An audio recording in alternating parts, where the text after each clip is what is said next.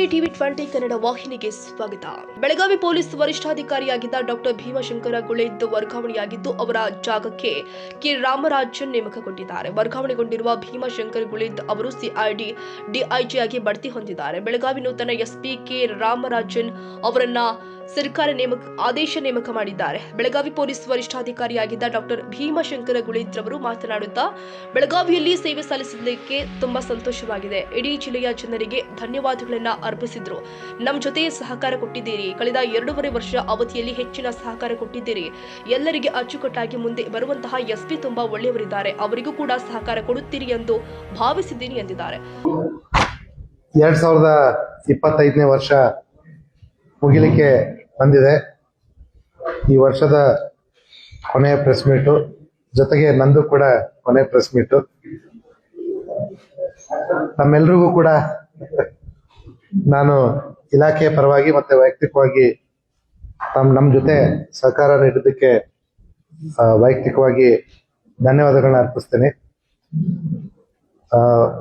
ಜಿಲ್ಲೆಯಲ್ಲಿ not only ಈ ವರ್ಷ, ಕಳೆದ 2.5 ವರ್ಷ ನನ್ನ SP ವ್ಯಾಪ್ತಿಯಲ್ಲಿ ಅಧಿಕಾರ ಅವಧಿಯಲ್ಲಿ ತಾವೆಲ್ಲರೂ ಕೂಡ ಒಬ್ಬ SP-ಗೆ ಎಷ್ಟು ಸಹಕಾರ ನೀಡಬೇಕು ಅದನ್ನ ತಾವು ನೀಡಿದಿರಿ. ಇನ್ನೂ ಹೆಚ್ಚಿನ ಸಹಕಾರವನ್ನು ಕೂಡ ತಾವು ಕೊಟ್ಟಿದ್ದೀರಿ. ಅದಕ್ಕೆ ತುಂಬಾ ಧನ್ಯವಾದಗಳು. ಮುಂದೆ ಬರುವಂತ SP ಕೂಡ ತಾವು ಇದೇ ರೀತಿ ಸಹಕಾರ ನೀಡ್ತೀರಿ ಅಂತ ನಾನು ಆಶಿಸ್ತೀನಿ. ಬರ್ತಾ ಇರೋ SP ಕೂಡ ತುಂಬಾ ಒಳ್ಳೆಯವರಿದ್ದಾರೆ. ಕಳೆದ 2.5 ವರ್ಷ ನಾನು ಇಲ್ಲಿ ಕೆಲಸ ಮಾಡಿದ್ದು ತುಂಬಾ ಧನ್ಯತಾ ಭಾವ ನನ್ನಲ್ಲಿ ತಂದಿದೆ. ಯಾವುದೇ ಲಾ ಅಂಡ್ ಆರ್ಡರ್ ಇಶ್ಯೂನ್ನ ನಮ್ಮ ಅಧಿಕಾರಿ ಸಿಬ್ಬಂದಿಗಳು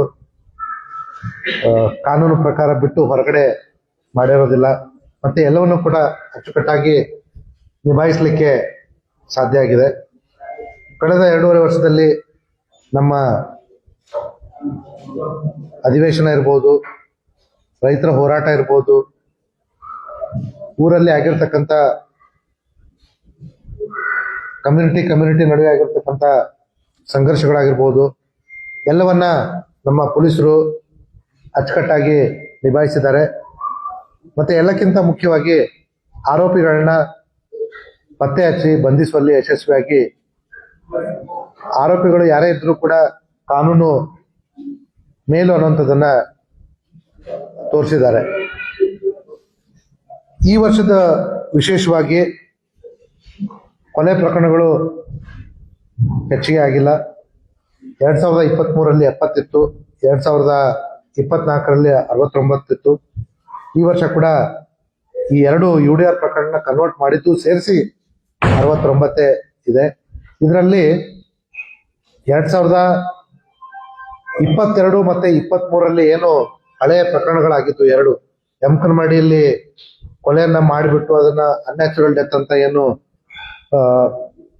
ಆಲ್ರೆಡಿ ಮುಗಿಸ್ಬಿಟ್ಟಿದ್ರು, ಅದನ್ನು ಕೂಡ ನಾವು 2025ರ ಅಂಕಿಅಂಶಗಳಿಗೆ ಸೇರಿಸಿದ್ವಿ. ಯಾಕಂದ್ರೆ ಇವಾಗ ಅದು ಮರ್ಡರ್ ಪ್ರಕರಣ ಅಂತ ನಾವು ದಾಖಲು ಮಾಡಿಕೊಂಡು ಆರೋಪಿಗಳನ್ನ ನ್ಯಾಯಾಂಗ ಬಂಧನಕ್ಕೆ ವಶಕ್ಕೆ ಕೊಟ್ಟಿದ್ವಿ. ಸೊ ಹಾಗಾಗಿ ಅವೆರಡನ್ನ ಮೈನಸ್ ಮಾಡಿದ್ರೆ ಈ ವರ್ಷ ಕಳೆದ ವರ್ಷಕ್ಕೆ ಹೋಲಿಸ್ಕೊಂಡ್ರೆ ಕೊಲೆ ಪ್ರಕರಣಗಳು ಕಮ್ಮಿ ಆಗಿದ್ದಾವೆ. ಇದ್ರ ಜೊತೆಗೆ ನಾವು ಸಾಮಾನ್ಯವಾಗಿ ಒಬ್ಬ ಪೊಲೀಸ್ ಇಲಾಖೆ ಯಾವ ರೀತಿ ಕೆಲಸ ಮಾಡ್ತದೆ ಅನ್ನಲಿಕ್ಕೆ ನೋಡ್ಲಿಕ್ಕೆ ಈ ಡಕಾಯಿತಿ ಪ್ರಕರಣಗಳು, ಚೈನ್ ಸ್ನ್ಯಾಚಿಂಗ್ ಪ್ರಕರಣಗಳು ಎಷ್ಟಾಗಿದ್ದಾವೆ ಮತ್ತೆ ಅದಕ್ಕಿಂತ ಮುಖ್ಯವಾಗಿ ಎಷ್ಟು ಪತ್ತೆ ಆಗಿದ್ದಾವೆ ಅನ್ನುವಂಥದ್ದನ್ನ ನೋಡ್ತೀವಿ. 2023ರಲ್ಲಿ 11 ಡಕಾಯಿತಿ, 2024ರಲ್ಲಿ 8 ಮತ್ತೆ ಈ ವರ್ಷ 6, ಒಟ್ಟು 25 ಡಕಾಯಿತಿ ಪ್ರಕರಣಗಳು ದಾಖಲಾಗಿದ್ದು, ಆಗೋದು ತಪ್ಪು, ಆದ್ರೆ ಆಗಿರೋ ಎಲ್ಲಾ 25 ಪ್ರಕರಣಗಳನ್ನು ಕೂಡ ನಮ್ಮ ಜಿಲ್ಲಾ ಪೊಲೀಸರು ಪತ್ತೆ ಮಾಡಿದ್ದಾರೆ ಮತ್ತೆ ಆರೋಪಿಗಳನ್ನ ನ್ಯಾಯಾಂಗ ಬಂಧನಕ್ಕೆ ಒಪ್ಪಿಸಿದ್ದಾರೆ. ಇದು ನಮ್ಮ ಜಿಲ್ಲಾ ಪೊಲೀಸ್ಗೆ ಒಂದು ಹೆಮ್ಮೆ ವಿಷಯ. ಇದೇ ರೀತಿಯಾಗಿ ಕಳೆದ 3 ವರ್ಷಗಳಲ್ಲಿ 47 ಚೈನ್ ಸ್ನ್ಯಾಚಿಂಗ್ ಪ್ರಕರಣಗಳು ವರದಿಯಾಗಿದ್ದಾವೆ. ಇದರಲ್ಲಿ ಎಷ್ಟು ನಾಪತ್ತೆ ಮಾಡಿದೆ? ಈ 47 ಪ್ರಕರಣಗಳಲ್ಲಿ 44 ಪ್ರಕರಣಗಳನ್ನು ನಾವು ಪತ್ತೆ ಮಾಡಿದೀವಿ. ಇನ್ನ 3 ಚೈನ್ ಸ್ನ್ಯಾಚಿಂಗ್ ಪ್ರಕರಣಗಳು ಇತ್ತೀಚೆಗೆ ವರದಿಯಾಗಿರ್ತಕ್ಕಂಥದ್ದು. ಆ ಆರೋಪಿಗಳನ್ನು ಕೂಡ ನಮ್ಮ ಪೊಲೀಸರು ಶೀಘ್ರದಲ್ಲಿ ಬಂಧಿಸ್ತಾರಂತ ಒಂದು ವಿಶ್ವಾಸ ನಮಗೆ ಇದೆ. Main worry as SP of the district ನನಗೆ ಇದ್ದಿದ್ದು ತಮಗೂ ಕೂಡ ಗೊತ್ತಿದೆ. ಜಿಲ್ಲೆಯಲ್ಲಿ ಆಗಿರ್ತಕ್ಕಂಥ ಮಾರಣಾಂತಿಕ ಅಪಘಾತ ಪ್ರಕರಣಗಳು ಕಳೆದ ಬಾರಿ ಯಶಸ್ವಿಯಾಗಿ ನಾವು ಆ ನಂಬರ್ ಅನ್ನ ಕಮ್ಮಿ ಮಾಡಲಿಕ್ಕೆ ಸಾಧ್ಯ ಆಗಿತ್ತು. ದುರದೃಷ್ಟವಶಾತ್ ಈ ವರ್ಷ ನಾವು ಹಿಂದಿಗಿಂತ ಹೆಚ್ಚಿನ ಪ್ರಯತ್ನ ಮಾಡಿದ್ರು ಕೂಡ ಈ ವರ್ಷ ಕಳೆದ ಬಾರಿಗಿಂತ 39 ಪ್ರಕರಣಗಳು ಜಾಸ್ತಿ ಆಗಿದ್ದಾವೆ. ಇದು ನಂಬರ್ಸ್ ಎಷ್ಟು death number of people super. ನಾವು ಕಳೆದ ಬಾರಿ 2023ಕ್ಕೆ ಹೋಲಿಸ್ಕೊಂಡ್ರೆ ಸುಮಾರು 3 ಪಟ್ಟು ಜಾಸ್ತಿ IMV ಕೇಸನ್ನ ಕಳೆದ ಬಾರಿ ಹಾಕಿದ್ವಿ. ಮತ್ತೆ ಸಿಕ್ಕಾಪಟ್ಟೆ ಅವೇರ್ನೆಸ್ ಪ್ರೋಗ್ರಾಮ್ಸ್, ಸ್ಕೂಲ್ ಕಾಲೇಜುಗಳಿಗೆ ವಿಸಿಟ್ ಎಲ್ಲ ಮಾಡಿದ್ವಿ. ಅದೇ ರೀತಿ ಈ ವರ್ಷ ಕೂಡ ನಾವು ಕಳೆದ ಬಾರಿ ಏನು ಮುತುವರ್ಜಿ ವಹಿಸಿಕೊಂಡು ಎಚ್ಚರಿಕೆ ಕ್ರಮ ತಗೊಂಡಿದ್ವಿ ಅವೆಲ್ಲವನ್ನು ತೆಗೆದುಕೊಂಡಿದ್ವಿ. ಜೊತೆಗೆ ಕಳೆದ ಬಾರಿ 1,34,000 IMV ಕೇಸ್ ಹಾಕಿದ್ವಿ. ಈ ವರ್ಷ ಅದಕ್ಕಿಂತ 10,000 ಜಾಸ್ತಿ ಕೇಸ್ ಅಂದ್ರೆ 1,43,000 ಕೇಸ್ ಹಾಕಿದ್ರು ಕೂಡ IMV ಕೇಸಸ್ ಹಾಕಿದ್ರು ಕೂಡ ಈ ಆಕ್ಸಿಡೆಂಟ್ ಕೇಸ್ ಜಾಸ್ತಿ ಆಗಿದ್ದಾವೆ.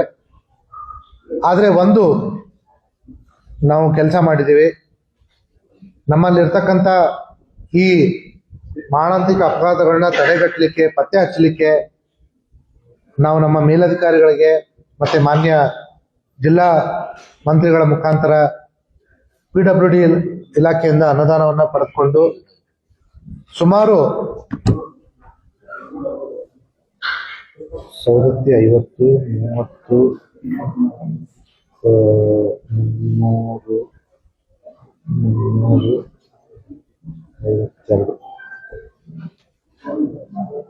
ಸುಮಾರು 7.5 ಕೋಟಿಯಷ್ಟು ಅನುದಾನವನ್ನ ಮೊದಲ ಬಾರಿಗೆ ನಮ್ಮ ಜಿಲ್ಲೆಯ ಪೊಲೀಸ್ಗೆ ಪಡೆದುಕೊಂಡು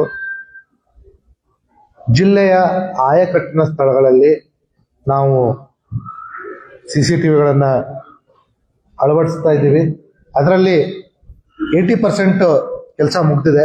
ನಾವೀಗ ಕಂಟ್ರೋಲ್ ರೂಮ್ಗೆ ಹೋದ್ರೆ ನಮಗೆ ಗೊತ್ತಾಗುತ್ತೆ. ಒಂದು ಒಳ್ಳೆ ಕಮಾಂಡ್ ಅಂಡ್ ಕಂಟ್ರೋಲ್ ಸಿಸ್ಟಮ್ ಅನ್ನು ಕೂಡ ನಾವು ತರಲಿಕ್ಕೆ ಸಾಧ್ಯ ಆಗಿದೆ.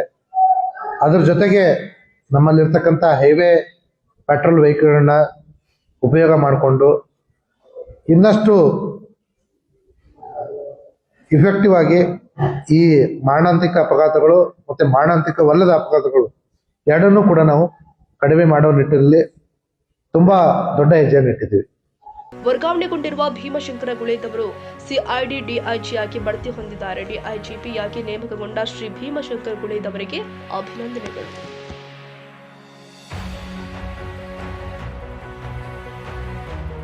ಕನ್ನಡಿಗರ ಮೆಚ್ಚಿನ ನಿಮ್ಮ TV20 ಕನ್ನಡ ವಾಹಿನಿ ಇದೀಗ ಟಿವಿಯಲ್ಲಿ ಲಭ್ಯ. ಕರ್ನಾಟಕ ಮತ್ತು ದೇಶ ವಿದೇಶದ 360 ಡಿಗ್ರಿ ಸುದ್ದಿ ವಿವರವನ್ನ ಪಡೆಯುವುದಕ್ಕೆ TV20 ವಾಹಿನಿಯನ್ನು ಲೈಕ್ ಮಾಡಿ, ವಿಡಿಯೋಗಳನ್ನು ಶೇರ್ ಮಾಡಿ, ಕಮೆಂಟ್ ಮಾಡಿ, ಸಬ್ಸ್ಕ್ರೈಬ್ ಮಾಡಿ. HCN ಕೇಬಲ್ 842 ನಂಬರ್ನಲ್ಲಿ ಹುಕ್ಕೇರಿ ತಾಲೂಕು ಹಾಗೂ ಸಂಕೇಶ್ವರದ ಸುತ್ತಮುತ್ತಲಿನ ಹಳ್ಳಿಗಳಲ್ಲಿ ಲಭ್ಯ. PCN ಕೇಬಲ್ 129 ನಂಬರ್ನಲ್ಲಿ ಹಾರುಗೆರೆ ಸುತ್ತಮುತ್ತಲಿನ ಹಳ್ಳಿಗಳಲ್ಲಿ ಲಭ್ಯ. ರಾಯಬಾಗ್ ಡಿಜಿಟಲ್ ಚಾನೆಲ್ ಕೇಬಲ್ 80ನೇ ನಂಬರ್ನಲ್ಲಿ ರಾಯಬಾಗ ತಾಲೂಕಿನ ಸುತ್ತಮುತ್ತಲಿನ ಹಳ್ಳಿಗಳಲ್ಲಿ ಲಭ್ಯ. UDCN ಕೇಬಲ್ ನೆಟ್ವರ್ಕ್ ಉಗಾರ ಸುತ್ತಮುತ್ತಲಿನ ಹಳ್ಳಿಗಳಲ್ಲಿ ನಿಮ್ಮ TV20 ಕನ್ನಡ ವಾಹಿನಿಯೂ ಲಭ್ಯ.